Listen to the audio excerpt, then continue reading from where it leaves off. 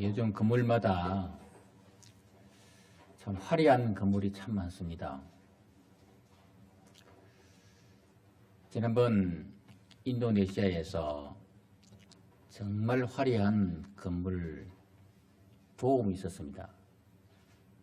이슬람 사원의 큰 도움이 금으로 장식하고 아름답게 장식되었던 그 도움, 그것이 갑자기 무너졌습니다. 세계 최대의 도움이라 그랬는데, 우리로 말하면 십자가처럼 둥근 도움형의 큰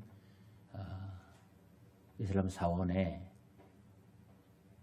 그 도움이 한순간에 다 무너졌습니다. 그렇게 화려했던 도움이, 그렇게 화려했던 금장식까지 했던 그 엄청난 건물이 한순간에 무너졌습니다. 이유가 뭐겠습니까? 화려하지 않았습니까? 기둥이 부실해서 그렇습니다. 사람들은 화려한 걸 참 좋아합니다. 외적인 것, 아름다운 것, 또 남이 보기 좋은 것, 여기에 많은 관심을 가집니다. 그렇지만 어떻게 보면 그런 외적인 것, 화려한 것도 중요하지만 그보다 더 중요한 것은 건물을 지탱하고 있는 기둥입니다. 기둥이 부실하면 아무리 화려한 건물도, 기둥이 부실하면 아무리 아름다운 건물도 한순간에 무너지고 마는 것입니다. 교회도 마찬가지입니다. 교회도 외적 화려함도 있고 또 아름다움도 있어야 되지만 진짜 필요한 건 뭔가 하면 보이지 않는 기둥이 중요합니다. 보이지 않는 섬김의 기둥, 보이지 않는 기도의 기둥, 보이지 않는 남에게 드러나지 않지만 엄청나게 내면적인 강력한 그런 은혜가 임하는 기둥이 있어야 됩니다. 교회는 보통 일반적으로 기둥 같은 교인들이 그 교인의 등록 수의 한 10%가 기둥이라 그럽니다. 그러니까 100명 나오면 한 10명 정도가 기둥이 되고 또 10,000명이 나오면 한 1,000명 정도가 기둥이 된다라고 합니다. 그런데 실제로 통계적으로는 그렇게 나와 있지만 사실은 제가 목회해 보니까 그런 제 주변에 알아봐도 10%도 안 되는 것 같아요. 여러분, 기둥이 참 중요합니다. 그 남에게 보이지 않는 내면에 어찌 보면 화려하게 하는 그런 것보다 교회로 보면 남에게 드러난 그런 행위를 하는 그런 사람보다 드러나지 않는 내면에서 은밀하게 기도와 말씀으로 교회를 위해서 붙잡고 또 수고하는 그런 묵묵히라는 기둥들이 많이 필요합니다. 그분들을 통해서 교회가 지탱되어 오는 거예요. 저는 이렇게 질문해 보고 있습니다. 이 사람에게 한번 인사해 보는데, 내가 기둥으로 보입니까? 한번 질문. 여러분, 자, 웃는데 내가 기둥으로 보입니까? 아니면, 자, 그러면 내가 기둥을 안 보입니까? 당신은 교회 기둥입니까? 다시 시작. 당신. 여러분, 내가 기둥으로 보입니까? 아니면 당신은 교회 기둥입니까? 물어봐도 여러분 잘 웃고 있는데 참 미안하다 이 말 아니겠습니까? 우리 같이 합시다. 우리 기둥으로 쓰임 받읍시다. 아멘. 여러분, 교회에 기둥같이 쓰임받는 일꾼 되기를 주님의 이름으로 축원합니다. 오늘 본문의 말씀은 바로 갈라디아 교회에 기둥같이 쓰임받는 일꾼에 대해서 이야기합니다. 어떤 사람이 기둥같이 쓰임받는 일꾼인가?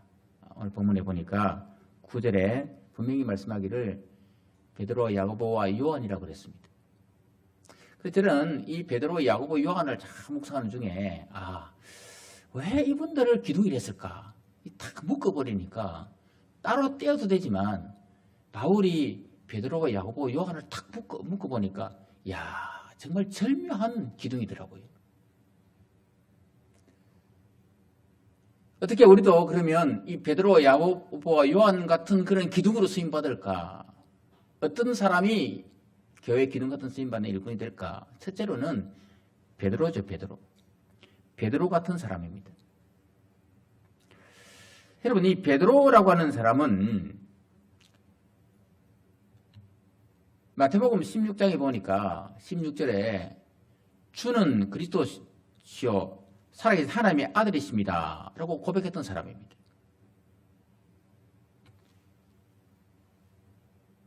이 베드로는 예수님을 믿음으로 고백한 사람입니다. 이 베드로는 예수님께서 마태복음 7장에 보면 그러므로 누구든지 나의 음성을 이 말을 듣고 행하는 자는 그 집을 반석 위에 지은 지혜로운 사람 같으니 반석 위에 지은 지혜로운 사람, 반석이라고 하는 단어가 베드로거든요. 게바라는. 이 베드로는 결국 뭔가 하면 믿음 위에 기초한 사람이더란 말이죠. 믿음 위에. 그래서 믿음 위에 기초했기 때문에 비가 오고 창수가 나도 흔들림 없이 넘어짐이 심하지 않는 그런 인생 살았던 사람이 이 베드로였습니다. 이 베드로는 누가복음 5장 5절에 보면 이렇게 말씀합니다.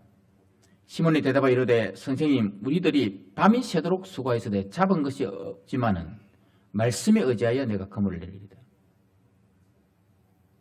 밤새도록 내가 한 거 아무것도 없지만 말씀에 의지해서 내가 그물 내리겠습니다 라고 했던 고백했던 그 베드로입니다.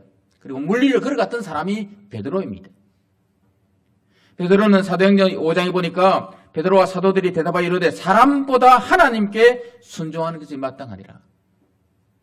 사람이 중요한 게 아니라 하나님께 순종하는 그런 믿음으로 살아갔던 사람입니다. 그래서 베드로는 실제로 여러분 예수님께서 부활승천하고 난 다음에 성전 미문으로 들어갈 때 금과 은나 없어도 내게 있는 것 내게 주니 곧 나사렛 예수 이름으로 일어나 걸어라. 그렇게 고백했던 사람.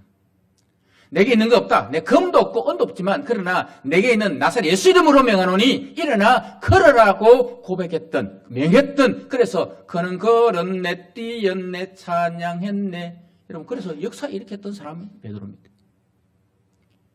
상황과 환경이 아니라 사람이 아니라 하나님 바라보고 여러분 밤새 잡은 게 아무것도 없지만 말씀에 의지해서 그물 내리고 늘 말씀대로 살려고 했던 믿음의 사람이었습니다. 여러분 교회 기둥은 어떤 사람인가 할 때 하나님 앞에 기둥같이 쓰임받는 사람은 어떤 사람인가 할 때 이런 믿음에 기초한 사람 여러분 어떤 순간이 와도 환난이 오거나 핍박이 와도 여러분 굳건한 반석 위에 믿음에 굳게 서서 주 예수보다 더 귀한 것 없다 고백하고 믿음에 든든히 서가는 어떤 환경보다 사람보다 하나님을 바라보고 말씀을 의지하는 그 믿음으로 서 있는 사람 되어서 일꾼 되기를 쓰임받는 기둥 같은 쓰임받는 일꾼 되기를 주님의 이름으로 축원합니다. 두 번째 어떤 사람이 기둥같이 쓰임받는 사람이냐 할 때 요한입니다. 요한. 여러분 요한은 성경에 보면 우레의 아들 성격이 아주 급한 사람이거든요. 요한은 그렇게 예수님 앞에 나갈 때 높은 자리를 차지하려고 야고보와 요한이 예수님 당신의 나라 임하면 나를 한 자리 주세요라고 했던 사람이 바로 요한입니다. 그렇게 높은 자리를 차지하려고 했고 성격이 급했던 우리의 아들이었지만 성경은 그가 사랑의 사도라고 표현합니다. 요한일서 4장 8절에 보면 사랑하지 아니하는 자는 하나님을 알지 못하나니 이는 하나님은 사랑이심이라. 요한이 하나님을 향해서 사랑이라 그랬었고 4장 7절에 사랑하는 자들아 우리가 서로 사랑하자. 사랑은 하나님께 속한 것이니 사랑하는 자마다 하나님께로부터 나서 하나님을 알고 요한은 사랑을 강조했습니다.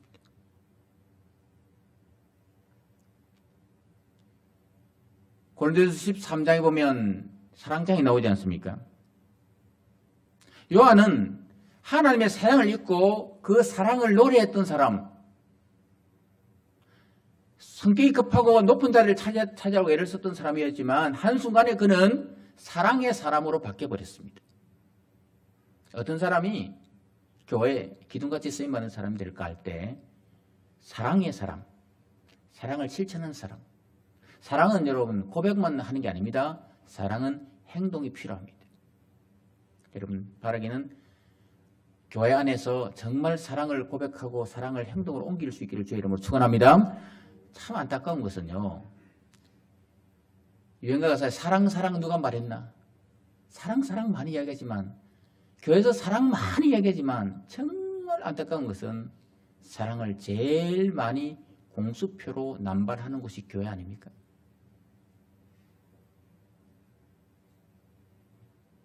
주의 사랑으로 사랑합니다. 주의 사랑으로 사랑함. 형제 안에서 주의 영광을 보내. 그렇게 사랑한다고 하면서 조금만 삐끔 나면요. 사랑 한 개도 없어요. 그냥 물고 뜯어버려요. 뜯기만 합니까? 천천 씹어버려요. 에이, 지가 저게 뭔데? 지가 건설해, 지가. 에이, 지가 뭔데? 에이, 내 지 행실을 안 해. 과거의 행실을 아는데 말이야. 여러분, 그렇게 사랑을 노래했던 사람들이 그렇게 사랑하지 않는 것이 사실은 교회 아닙니까? 여러분, 정말 사랑은요, 허다한 허물을 덮어주는 거예요. 아멘. 옆 사람의 여러분 허다한 허물을 덮어주는 게 사랑이에요. 까발기는 게 사랑이 아니라, 덜주는 게 사랑이 아니라 덮어주는 게 사랑입니다. 부모 사랑은 내리 사랑이라고 그러지 않습니까? 덮어주는 사랑이에요.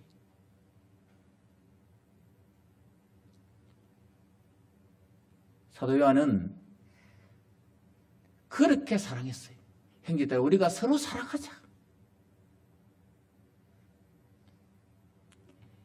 사랑은 하나님께 속하기 때문에 하나님을 사랑하는 자, 그 뜻을 부르는 사람들, 사랑하는 사람들은 사랑하는 게 중요한 거야 라고 했습니다. 말과 행위로 사랑하지 말고 오직 행함과 진실함으로 사랑하자라고 했습니다.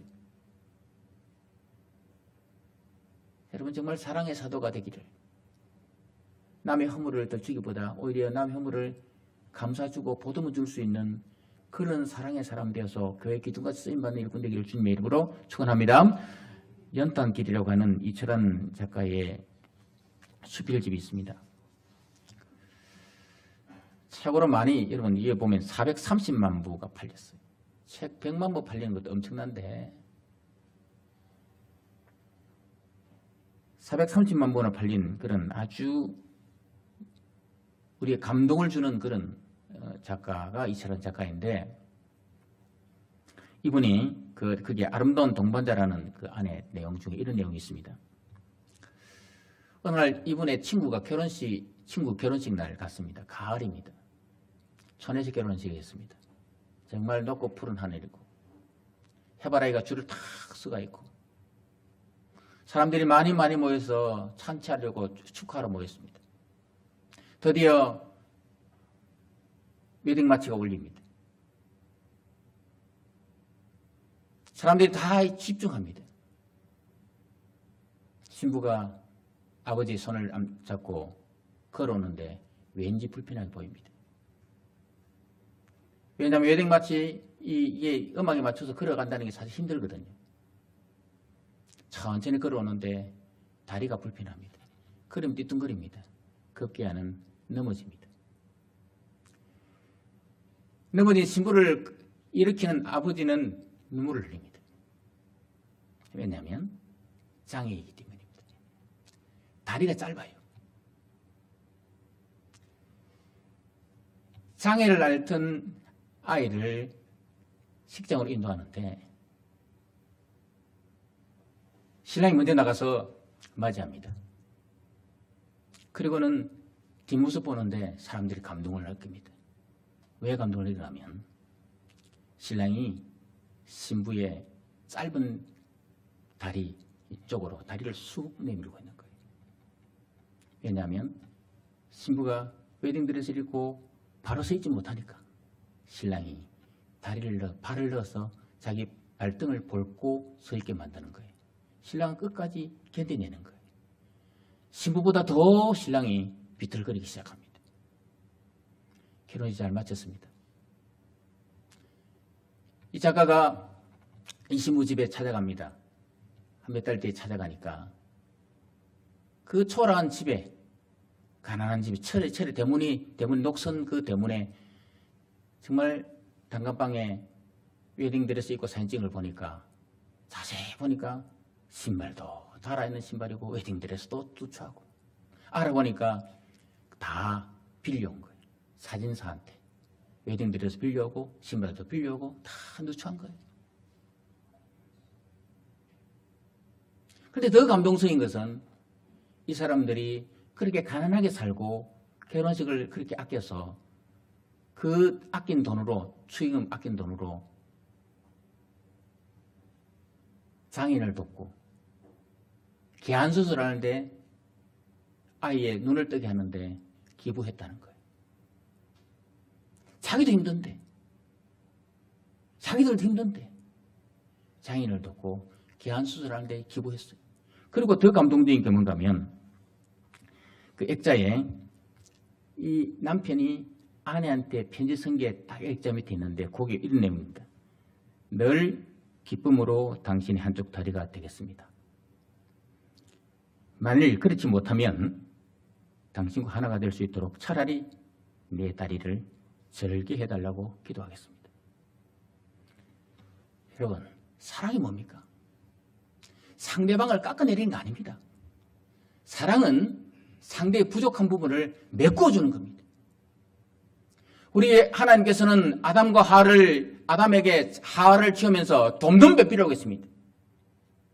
사랑은 돕는 자입니다. 상대방을 깎아내리는 게 아닙니다. 사랑은 상대방의 허물을 덜쳐내는 게 아니라 덮어주는 사람, 상대방의 약점을 보완해주는 사람. 여러분, 어떤 사람이 교회 기둥 같은 쓰임 받는 사람이겠습니까? 교회 허물을 덜주는 사람이 아니라, 상대방의 약점을 덜주는 사람이 아니라 다 보듬고 내가 당신의 다리가 되어주겠다라고 하는 그 사람.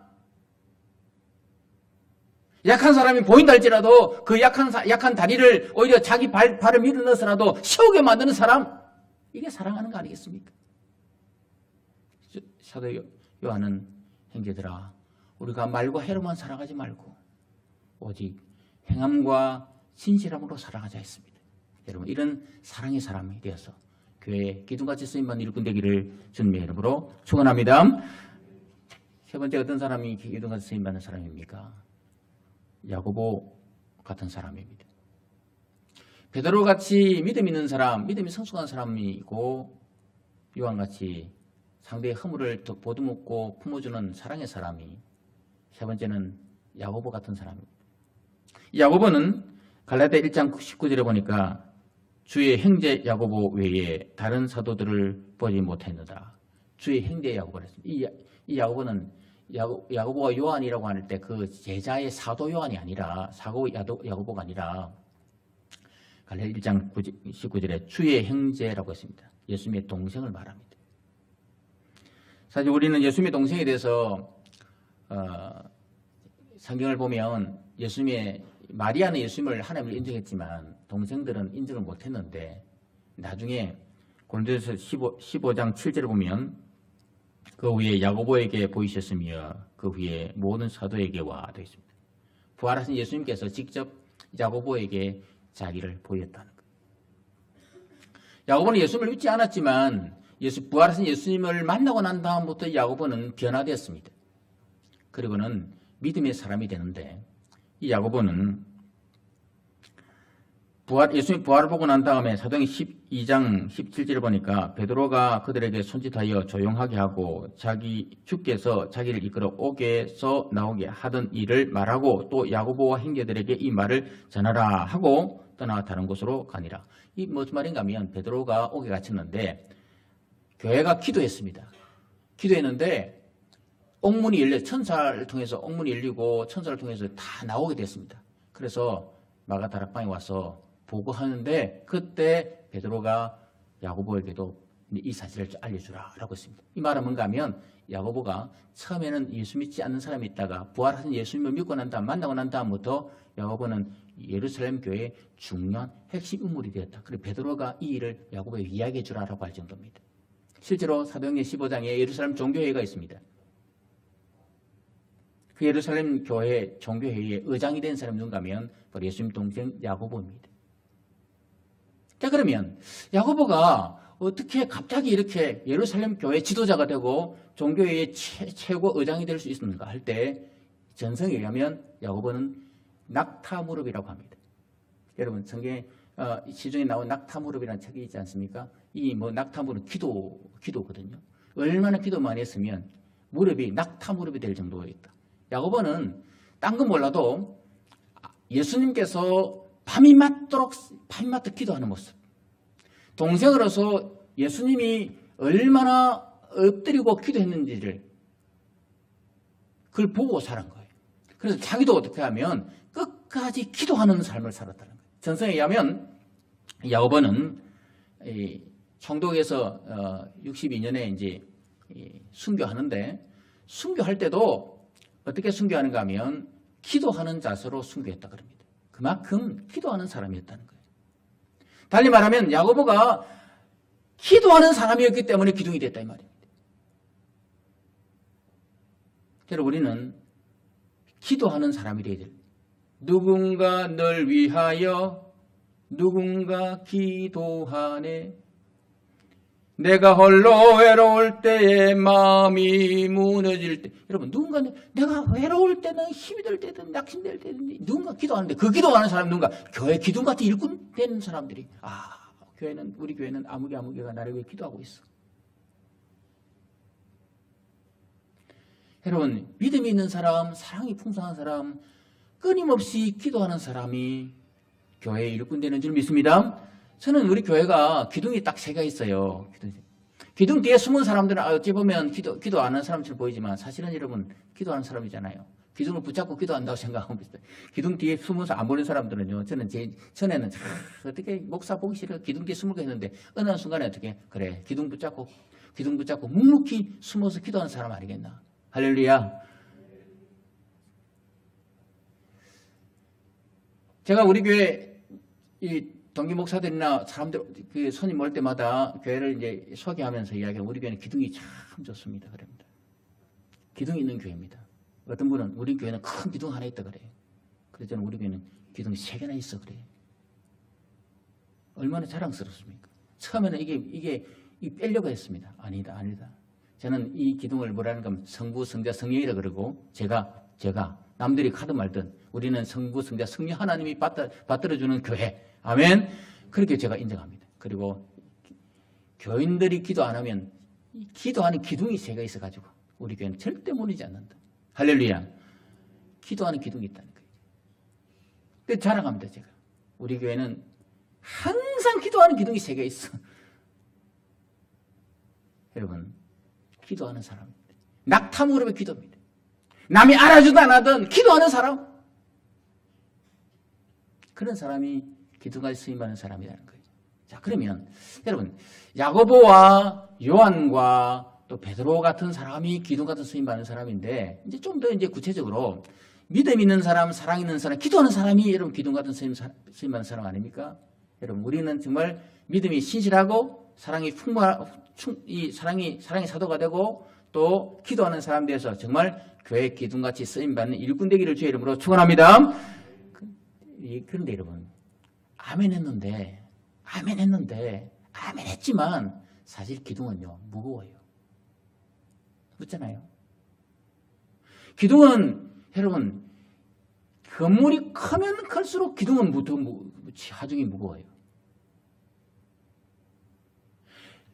이 뭔 말인가 하면, 무거운 짐을 나 홀로 치고 견디다 못해 쓰러질 때, 그런 사람이 기둥이에요. 왜 나만 이렇게 무거운 짐을 져야 되느냐고. 왜 이런 십자가를 내게 져야 되느냐고. 그렇습니다, 여러분. 건물이 크면 클수록 기둥은 두껍습니다. 더 많은 하중을 받습니다. 더 무거운 짐이 있습니다. 예수 안 믿을 때는 몰랐는데 예수 믿고 나니까 갑자기 교회 직분 받고 나니까 갑자기 하중이 무거워집니다. 불평스럽습니까? 그때 여러분, 시편 119편 70에 이렇게 말씀합니다. 고난당한 것이 내게 유익이라. 이로 말미암아 내가 주의 윤례를 배우게 되었나이다. 여러분, 주의 윤례를 배우게 되었다 그랬습니다. 고난당한 게 유익이다 그랬습니다. 오히려 무거운 짐이 내게 유익된 삶이 되었다 이 말입니다. 기둥은 또 무겁게 한 게 아니라 기둥은 외롭습니다. 기둥이 여러분 2개, 3개 붙은 게 없어요. 똑같은 기둥이 2개, 3개 같이 나란히 있는 게 없어요. 기둥은 항상 띄엄띄엄 있습니다. 혼자 외롭습니다. 그렇습니다. 모세도 외로웠습니다. 다니엘도 외로웠습니다. 요셉도 외로운 인생 살았어요. 모세도 광야 40년에서 미디안에서 외로운 인생 살았고, 다니엘 잡혀가서 혼자 묵묵히 예루살렘에 가서 기도하는 삶을 살았습니다. 요셉도 잡혀가서 외로운 인생 살았습니다. 어찌 보면 기도까지 쓰임받는 이유는 혼자서 좁은 문, 좁은 길을 걸어가는 사람입니다. 그렇지만 여러분, 외롭지만 외롭지 않는 게 있습니다. 뭔가 하면 하나님이 그와 함께하기 때문에 그렇습니다. 우리가 어찌 보면 무거운 짐을 지고 외로운 인생 좁은 길을 걸어간다 할지라도 하나님은 여전히 우리를 지켜보시고 우리와 함께 주실 줄 믿습니다. 또 기둥은 무겁고 외롭고 뿐 아니라 기둥은 절대 혼자서는 아무것도 안 됩니다. 여러분, 기둥 혼자서 아무것도 안 됩니다. 우리도 보세요. 기둥이 3개가 있지 않습니까? 건물을 지으려면요, 기둥이 여러 개 돼야 되는 거예요. 거기에는 핵심적인 기둥이 있고 또 작은 기둥이 있습니다. 그러니까 기둥 혼자서는 절대 건물을 이룰 수 없어요. 그러니까 뭔가 하면 연합해야 된다면 연합. 나 혼자서는 안 되기 때문에 연합해야 되는 거예요. 시편 133편 1절에 보니까 보라, 형제가 연합하여 동감이 어찌 그리 선하고 아름다운고. 연합할 때 아름답습니다. 나 혼자 독불장군이 되면 기둥이 아닙니다.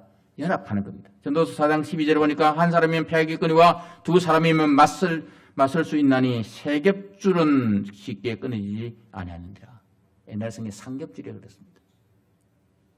갑자기 삼겹살 생각납니까? 세 겹줄이면 세 겹줄. 세 겹줄은 끊이지 않는다 그랬습니다. 나 혼자는 넘어지는데 그러나 여러 사람이 같이 동행하면 결코 끊이지 않습니다. 여러분, 3의 법칙이라는 게 있습니다. 3의 법칙이 뭔가 하면 어떤 사람이 실험을 했답니다. 한 사람이 가다가 갑자기 하늘을 봤다는 거예요. 갑자기 사람이 하늘을 탁 바라보고, 또 뒤에 사람은 두 번째 사람 보고 하늘 보라. 가다가 하늘 딱, 첫 번째 사람 하늘 딱 보고, 두 번째 사람 딱 보고, 세 번째 사람 또 가서 하늘 딱 보니까 네 번째 사람부터는 뭐예요? 전부 다 하늘을 보기 시작하다는 거예요. 하늘에 뭐 있는가? 여러분, 세 사람이 하늘을 보기 시작하니까 나머지 사람 전부 다 하늘을 바라보기 시작하더라고요. 뭘 이야기했습니까?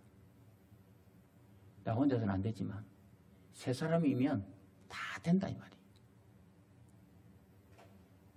나 혼자 기도하면 외롭지만 누군가 같이 기도의 동행자가 되어주면 여러분 되지 않습니까?